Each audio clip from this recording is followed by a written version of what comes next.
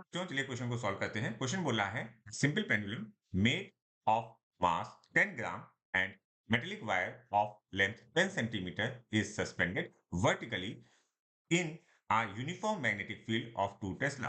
The magnetic field direction is perpendicular to the plane of oscillation of pendulum if the pendulum is released from an angle of 60 degree with vertical, then maximum induced EMF between the point of suspension and point of oscillation is milli volt में आपको answer बताना है और जी की value 10 metre per second square दी है। तो सबसे पहले हम फिगर को ड्रॉ करते हैं और समझने की कोशिश करते हैं। देखिए ये हमारा सिंपल पेंडुलम है। ये हमारा सिंपल पेंडुलम।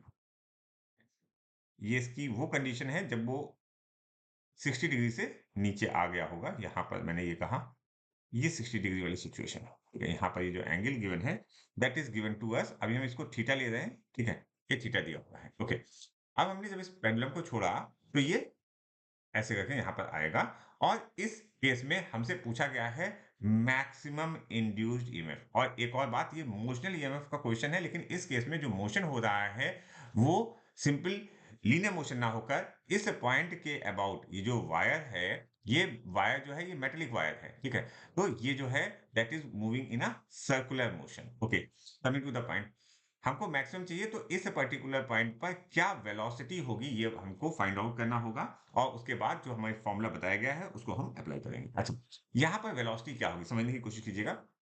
लेंथ, इसकी लेंथ एल है और यहां से यहां तक की भी लेंथ क्या है, ये भी एल है। ठीक है, तो इस केस में अगर हम समझने की कोशिश करें तो अगर हम यहां से इस पे परपेंडिकुलर डालें तो ये वैल्यू जो हो जाएगी, ये राइट एंगल ट्रायंगल बन जाएगा और ये वैल्यू हो जाएगी एल कॉस थीटा। क्या वैल्यू हो जाएगी? L cos theta. यहां से यहां तक की वैल्यू। ओके, और ये वैल्यू हो जाएगी एच। तो एक्चुअली में पेंडुलम ने एच जो है हाइट ट्रेवल की, मतलब एच पोटेंशियल एनर्जी उसने लॉस की। तो जो पोटेंशियल एनर्जी लॉस करेगा, इसको हम एनर्जी लिख रहे हैं एक्चुअली में एनर्जी बैलेंस।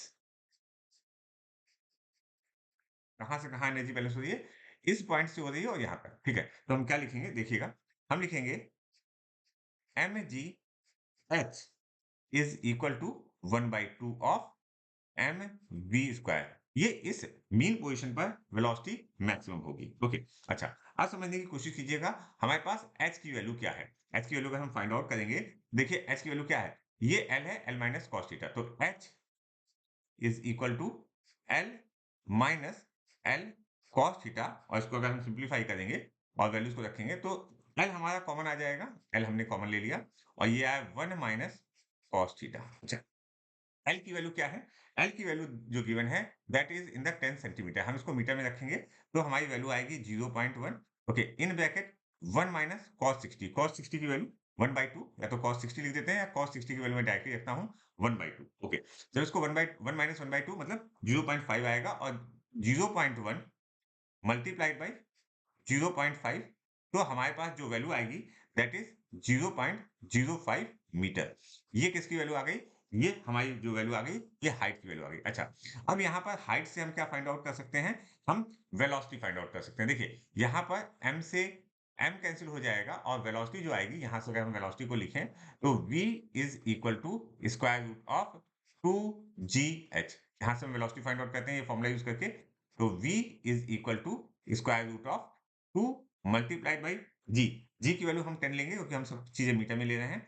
एच की वैल्यू हमारे पास है 0.04। ओके, ये हमारी वेलोसिटी आ गई। अच्छा, वेलोसिटी अगर आप इसको कैलकुलेट करोगे that value comes to be a 1।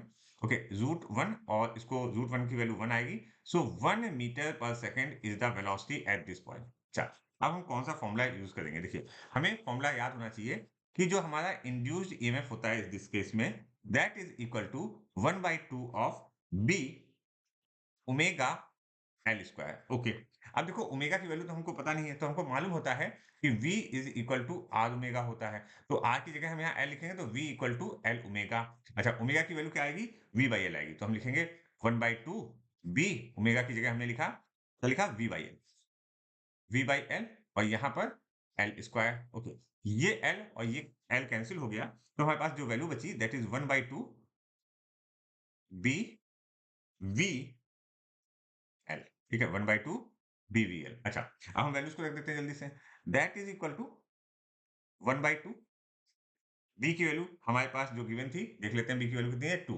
B की वैल्यू हमारे पास 2 है, वेलोसिटी हमें याद है 1 थी, और लेंथ जो थी, लेंथ हमने ली थी 0.1 मल्टीप्लाइड बाई 0.1। ओके, तो हमारे पास जो वैल्यू आई दैट इज ये 2 से ये 2 कैंसिल हो गया, और 1 से मल्टीप्लाइड बाई 0.1, तो ये वैल्यू आई 0.1 वोल्ट। अच्छा, इसको अगर आप मिली वोल्ट में लिखोगे तो इसको हम कैसे लिखेंगे, हम 10 टू पावर 3 के फॉर्म में लिखने चाहते हैं, ठीक है, तो यहाँ पर जो वैल्यू आएगी that value is going to come 100 millivolt, ठीक है। 100 मिली वोल्ट को वोल्ट में करोगे तो 10 टू पावर -3 लिखोगे तो ये वैल्यू आ जाएगी। तो हमारा जो आंसर आ रहा है ईएमएफ का in the case of maximum EMF that value is 100 millivolt. तो यहाँ पर आप अगर 100 लिख देंगे तो आपका आंसर करेक्ट आ जाएगा।